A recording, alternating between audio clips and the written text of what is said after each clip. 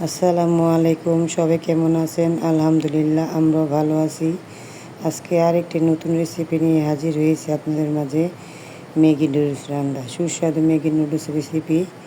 এখানে আমি 6-7 piece Maggi noodles রান্না করব।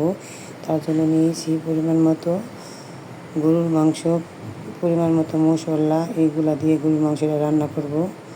তারপরে আমি নিয়েছি গাজর, পেঁয়াজ, ক্যাপসিকাম, যা যা আছে ময় মশলা, পেঁয়াজ, মরিচ সব কিছু একসাথে নিয়েছি। সব কিছু একসাথে নেওয়ার পরে আমি একটি পাতিলে সুন্দর করে নুডলসগুলো সিদ্ধ করে নিয়েছি, নিয়ে ধুয়ে পরিষ্কার করে ঝরা দিয়েছি। তারপর আমি আরেকটা নতুন কড়াই বসিয়েছি। তারপর পরিমাণ মতো তেল দিয়েছি। সব ময় মশলা, পেঁয়াজ, ক্যাপসিকাম, কাঁচামরিচ, গাজর সব কুচি করা সব একসাথে দিয়ে ভাজা ভাজা করে তারপরে নুডলসগুলো ঢেলে দিয়েছি। নুডলসগুলো ঢেলে দেওয়ার পরে সুন্দর করে নাড়াচাড়া করে মিশিয়ে নিয়েছি। তারপরে মশলা, ম্যাগি নুডলসের মশলা যা যা আসলে সব কিছু দিয়েছি, টমেটো সস দিয়েছি। তারপর আমি গরুর মাংস রান্নাগুলো যেগুলো করেছিলাম সেগুলো সব কিছু দিয়েছি।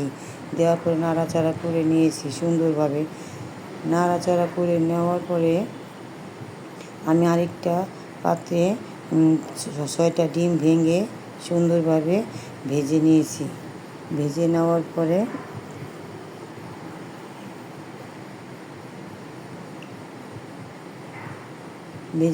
পরে সেই ডিমগুলো ঝুরঝুরা করে ভেজে নেওয়ার পরে ম্যাগি নুডলসের সাথে দিয়ে দিয়েছি। ধনেপাতা দিয়েছি, দেশি ধনেপাতা, ডিম, মাংস সব একসাথে মিশিয়ে নিয়েছি সুন্দরভাবে মিশিয়ে নেওয়ার পরে ঝটপট তৈরি হয়ে গেল আমার মজাদার সুস্বাদু ম্যাগি নুডলস। আপনারা বাচ্চাদের বিকেলের নাস্তা দিতে পারেন, সকালে টিফিনও দিতে পারেন এই নুডলস রান্না করে।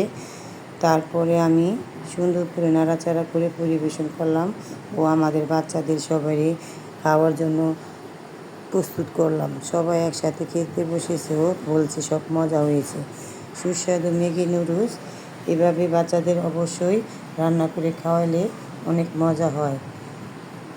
আমার মেয়ে বলছে অনেক মজা হয়েছে আম্মু। আজকে এই পর্যন্তই, আরেকটি রেসিপি নিয়ে হাজির হব আপনাদের মাঝে।